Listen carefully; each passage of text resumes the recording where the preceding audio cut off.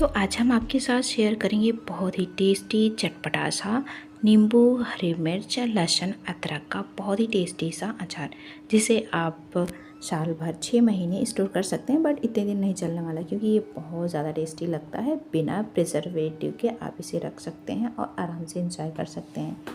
और बहुत ज़्यादा कुछ चीज़ें नहीं लगने वाली, बेसिक सी चीज़ें हैं जो कि हमेशा मार्केट में या सभी के घरों पे अवेलेबल होती हैं, है ना। Hi friends, welcome back to Radhe Krishna recipe. Ram Ram, Radhe Radhe सभी फ्रेंड्स को। तो फर्स्ट ऑफ ऑल करना क्या है, हमें सारी चीज़ें मतलब सारे इंग्रेडिएंट्स तैयार करके रखनी है। पहले से प्रिपेयर करेंगे तभी हम बनाएंगे, है ना। तो चलिए स्टार्ट करते हैं। तो यहाँ पे हमने 250 ग्राम हरी मिर्ची ली हुई हैं और अदरक का 2 बड़ा टुकड़ा है, 10-12 नींबू हैं और खूब सारा लहसुन है। मतलब नींबू, हरी मिर्च, लहसुन की क्वांटिटी प्रॉपर मात्रा में, बराबर मात्रा में रखिए। अदरक थोड़ा सा कम रख सकते हैं, है ना। तो करना क्या है, यहाँ पे सारी चीज़ें हमें नहीं धोनी है। लहसुन को बिना धोए ही इसको छीलना है। हल्का सा कपड़े से छीलने के बाद पोंछ लीजिए लहसुन को। एंड यहाँ पे हरी मिर्ची, नींबू और अदरक, इनको हमें अच्छे से अदरक को छील के उसके बाद धोना है। धोने के बाद इसको अच्छे से सूती कपड़े से ड्राई कर लीजिए, सुखा लीजिए। पानी बिल्कुल भी नहीं लगा हुआ होना चाहिए। थोड़ा भी मॉइस्चर हुआ ना इनमें तो अचार जो है वो ख़राब हो सकता है। सो इस चीज़ का ध्यान रखना है अपने, है ना। तो थोड़े से इसमें बेसिक से मसाले हैं। आप चाहें तो विदाउट मसाले के भी इसको बना सकते हैं।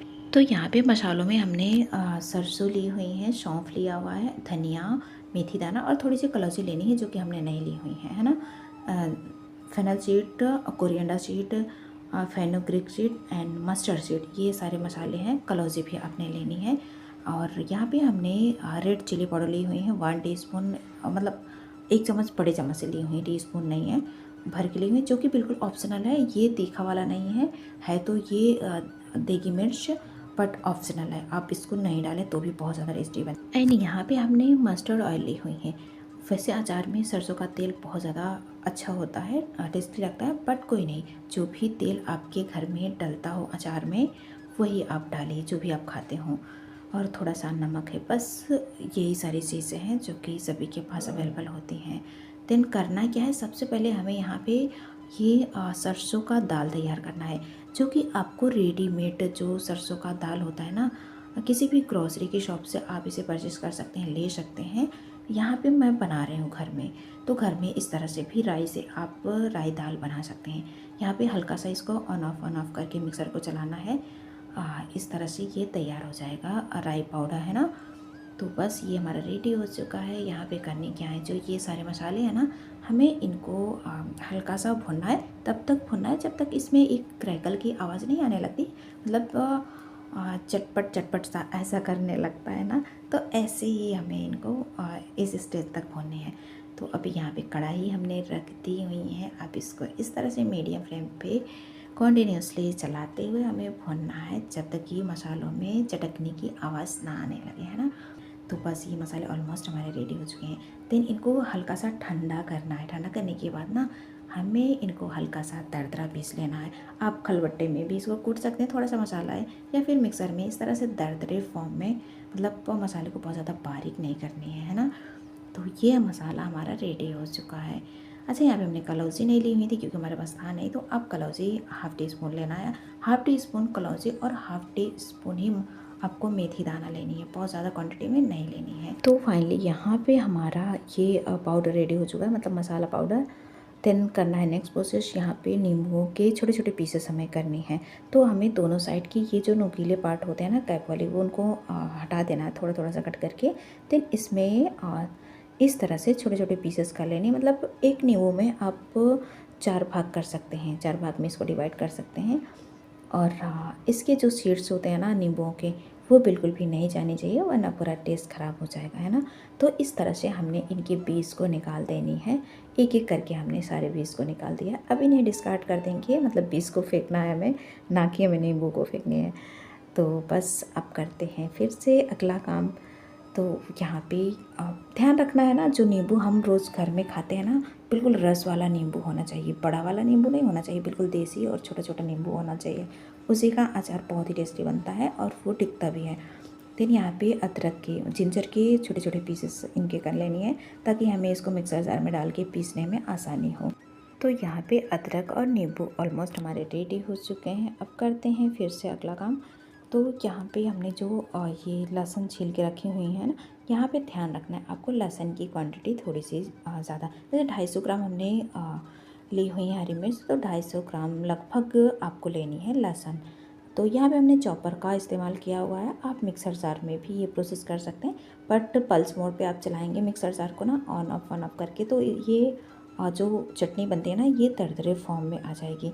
बहुत ज़्यादा हमें इनका बिल्कुल चटनी टाइप का नहीं बनाना है, थोड़ा सा दरदरा ही रखना है। जो ये मिर्ची का अचार होता है ना, इसी तरह से सारी चीज़ें हमें रेडी करनी है।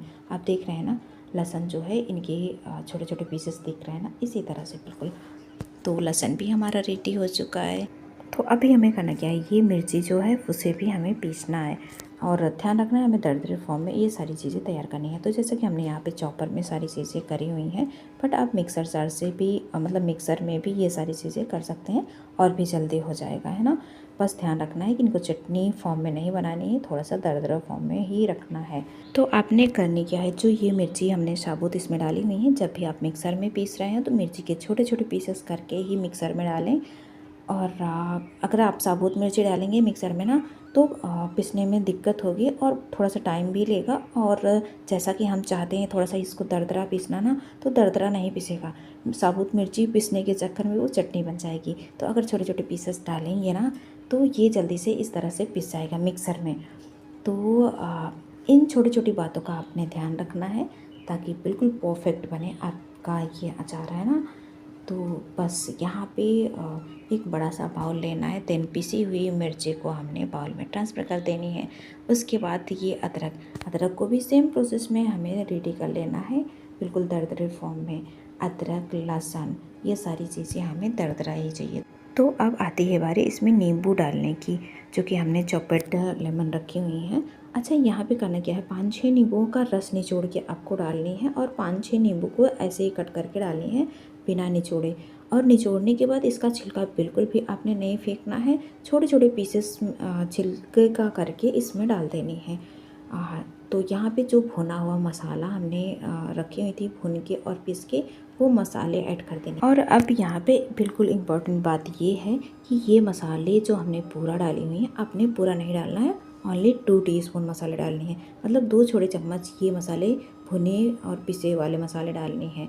देन उसके बाद ये सरसों की दाल जो है ना, वो भी हमने ज़्यादा क्वांटिटी में डाली हुई है, तो सरसों की दाल भी आपको 2 छोटे चम्मच से ही डालनी है।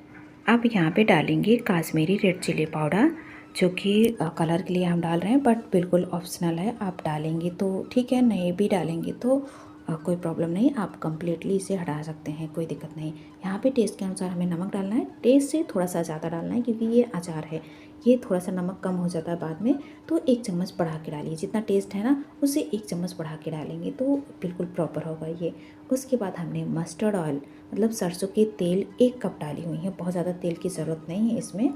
ये बिल्कुल भी ख़राब नहीं होगा, बिल्कुल बहुत बढ़िया से ये साल 6 महीने आप रख के एंजॉय कर सकते हैं, खा सकते हैं, ये ख़राब नहीं होगा।